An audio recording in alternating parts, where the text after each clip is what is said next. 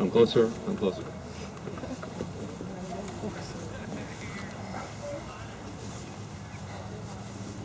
I'd like to introduce Eve Barron, but before I do, as mentioned, we had talked about the GAR. If you look at this stone here, you'll see that there's a marker for the GAR. So Civil War veterans of that era were given a grave marker indicating they were members of the GAR.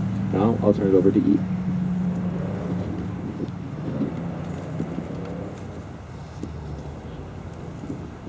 I was born Evelyn Gray in 1858. In 1877, I married Wilbur Houghton, and we had one daughter. After his passing, and O.P. lost his first wife, O.P. and I were married in 1900. That's enough about me. Let me tell you about my interesting and wonderful second husband, Orville P. Barron, but he went by O.P. O.P. was born in Burton, Ohio in 1837. In 1853, he migrated to Illinois with his parents, Henry and Laura Parks Barron, and his sisters. They settled on the east bank of Gray's Lake. Here, they farmed. The Civil War began, and O.P. enlisted in Waukegan in 1862. He became a private in Company B of the 96th Volunteer Infantry. In less than a year, in Nashville, he was promoted to corporal. Opie saw a lot of action. He participated in all the battles of the Atlantic Campaign except for two, Lookout Mountain and Chickamauga. He was wounded in Atlanta with a gunshot to his hand by a rebel bullet. He went home, but after 2 months, he went back to fulfill his obligation. He was sent to Chattanooga, where he was detailed to the post office. He mustered out at Camp Harker near Nashville on June 10, 1865.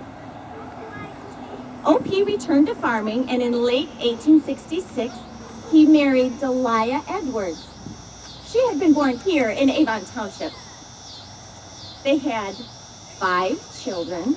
Sadly, 2 of them died in infancy and are buried here with their mother and father. I will tell you about 2 of their sons in just a moment.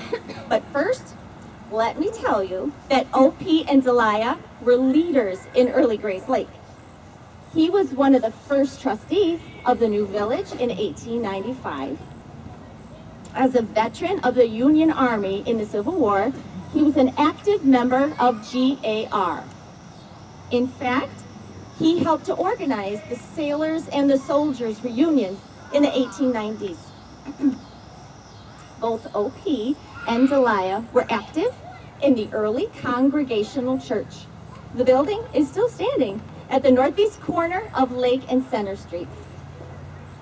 Delia died in 1892, and O.P. married me in 1900. We retired from farming, and in 1902, we built the lovely house at 52 Oak Street. It is a large house and took in boarders. I lost O.P. in 1916. His funeral was grand, as his GAR comrades gave him a military funeral. I said I could say something about 2 of O.P.'s sons, both of whom became farmers just east of the village. Present-day Route 83 is known as Barron Boulevard because a deal was struck to have the road that was following the railroad tracks go along the edge of the Barron farm instead of right next to the tracks.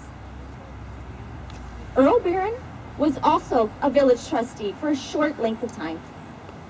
As you can see, I am not buried here with O.P. and his first family.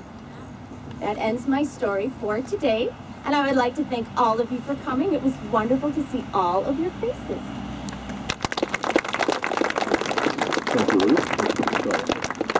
You'll follow me now. We'll go ahead and meet Frank. He's behind us here, so please watch.